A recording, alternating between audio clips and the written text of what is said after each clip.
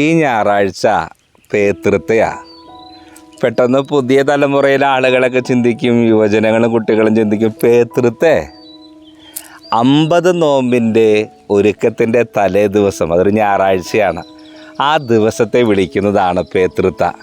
സുറിയാനി വാക്കാണ്. അതിൻ്റെ അർത്ഥം അവസാനിപ്പിക്കുക, കടന്നു പോകുക, തിരിഞ്ഞു നോക്കുക. പുതിയ ഒരു ജീവിതത്തിലേക്ക് നമ്മൾ കടന്നു പോകാൻ വേണ്ടി ഒരുങ്ങുന്ന ദിവസമാണ്. ഞങ്ങളുടെ പഴയകാല ജീവിതങ്ങളൊക്കെ മാറ്റിവെച്ച് ഒരു പുതിയ ജീവിതശൈലി തുടരാൻ വേണ്ടി ഒരുങ്ങുന്ന ദിവസമാണ് പേതൃത്വ. പഴയ കാലഘട്ടത്തിൽ ഇങ്ങനെ പറയും, നമ്മൾ നല്ല ഇഷ്ടപ്പെട്ട വിഭവങ്ങൾ, ഇറച്ചി സാധനങ്ങളൊക്കെ ഉണ്ടാക്കി വെച്ച് അതെല്ലാം ഉണ്ടാക്കി കഴിഞ്ഞതിന് ശേഷം, എല്ലാ ഭക്ഷണമൊക്കെ രുചിച്ചതിന് ശേഷമൊക്കെ ഉണ്ടാക്കിയ മൺകലൊക്കെ പൊട്ടിച്ച് കളയുന്നു. കാരണം പഴയ ജീവിതങ്ങളേക്ക് ഇനി സ്റ്റോപ്പ്.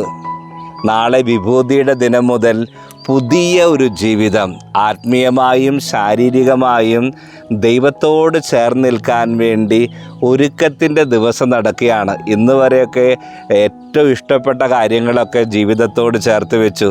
ശരീരത്തിനും മനസ്സിനും ആരോഗ്യത്തിനും വേണ്ടി ഇഷ്ടപ്പെടുന്ന ഭക്ഷണങ്ങളൊക്കെ കഴിച്ച് ഇനി അതെല്ലാം വേണ്ടെന്ന് വെച്ചു. അതുകൊണ്ടായിരിക്കും പഴമക്കാരൊക്കെ ഈ മൺചട്ടിയൊക്കെ എടുത്ത് പൊട്ടിച്ച് കളഞ്ഞത്.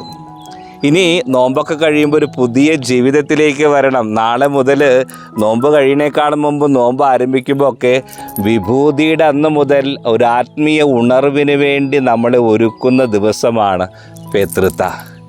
പഴയ ജീവിതങ്ങളോടൊക്കെ വിട പറഞ്ഞ് ഒരു പുതിയ ജീവിതശൈലിയിലേക്ക് ഈ പേതൃത്വ നമ്മൾ ക്ഷണിക്കുകയാണ്.